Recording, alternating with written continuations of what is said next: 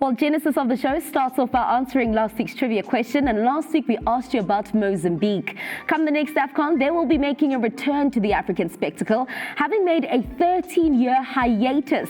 The big question that we asked you was, when was the last time that they qualified for the competition? Very easy. Was it really? 2010? Well, I said 13 years. So yeah, yes. It was Waka Waka, so you gave it away already on that. So 2010 was the last time they appeared. It was in Angola. And they're still searching for their first win, by the way. Yeah. They haven't won a game yet at the AFCON tournament. In the previous 4 appearances, they managed to lose a total of 10 matches, drew only 2 matches. Now, the man in charge of this team, he's the one that got them there. Yes. He was a player for them then. Can he get them what they need the most? A first win at the AFCON.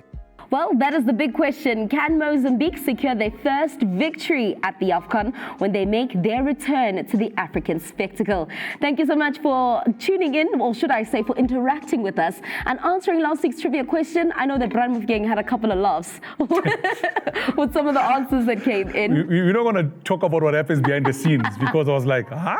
How? So we have another trivia question lined up for you this week. And this week we're asking you about debutantes. Come the next AFCON, how many debutantes do we see making their first appearance? 2013, the debutants then was Cape Verde Island. They went as far as the quarters. And then in fact, they went almost all the way to the end. There was a Cape Verde Island. Then you talk about the Gambia. They were the debutants in the previous editions. They eventually lost to the host nation, Cameroon, in the quarterfinals. Yeah. Now, they're returning, no longer as debutants. Let's see if we have any debutants this time around. Well, that is check. the question. How many debutants will be making their first appearance at the AFCON when we go out to Cote d'Ivoire in January? Send through your answers. It is at Fut-Afrique. Use the hashtag. I say it's the only one that matters because that's the truth. Hashtag Fut-Afrique. Now let's recap to the glitz and glam that took place out in Morocco, out in the city of Marrakesh, a city that in fact was hit by an earthquake back in September.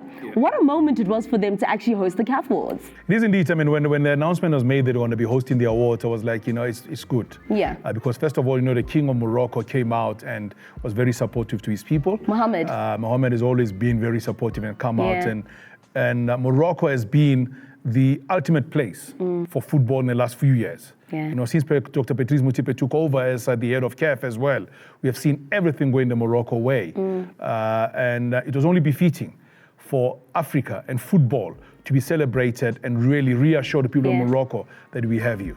I want us to touch on the awards that took place because certain new stars rose to the podium. But there was something that was going around on social media, and I don't know if you have the correct answer for it, Brian. Whenever Patrice Motsepe mentioned King Mohammed VI, right, he would say, may God bless him. Every time after saying that. Is there a specific reason as to why he kept on saying that? They have a very good relationship. And when African football needed people to step in, Morocco did. There was some time when we're just coming out of the pandemic and a lot of people were not sure what's going to happen. Morocco really rose their hand and said, we'll host this, we'll confirm this, we'll commit our money to this. Because for any event to happen in any country, the government of the country must give support and must come out to the fore. So King Mohammed has always been very clear. Every time there's been asked, the Moroccans actually come up to say, we will do it. Hence, the bidding process will happen for the final of the Champions League was there as well. Morocco were the one that stood up. South Africa were there, but they pulled out right at the end. So it is one of those where you say, when you've got a friend in a spectrum of business spectrum, or a friend that you can actually rely on, you want to see them having longer life. Okay. Because a lot of people are asking, and I was just like, every time we talk about King Mohammed, maybe we must also say it. Hey, me too. But let's talk about the awards. Victor Osimhen walking away as one of the ultimate big winners of the night. Personally, a story that I love and I'm so inspired by. The fact that he broke his cheekbone, he broke his eye socket. That's why he wears the guard. And him rising to the occasion, the records that he secured with Napoli, I think for me, sensational. Listen, I mean, if you look at Napoli, number one, and then you look at also his performance for the national team for the qualifiers for the AFCON, you'll say that befittingly so, he deserves to be there. Absolutely. Napoli didn't win the league in the longest of time. I mean, take it back to Diego Maradona days. Yes, he was able to come out and showcase that he is a new star. He had a lot of pressure in the country as well. He didn't do it just like that. It was against all odds. There was just some people who were naysayers saying, nah, he doesn't belong here. He's not supposed to be here. The stigma that comes with it as well. But he really went on the field of play and delivered. And I think for that reason alone, it is a story of, when you talk about the human story, that comes to the fore over everything else. And the fact that, you had a Nigerian double, I know you're going to talk about the ladies later on with Jess, but, it's key thing. It's key thing. It's key thing to say that, the competition was tight. I know the Algerians are not happy with Mahrez not making the cut for the top 3 overall. And makes sense, right? Yeah, it does. We keep given what he has done with Manchester City, and also the fact that his part is a key part of the Algerian national team as well, So those are the things that you want to look at. But this is the nature of the judging, You had a group awards generally. You never have everybody happy with someone winning the award. I'm going to make you a manager quick fast. I know Chelsea is on the radar for Victor.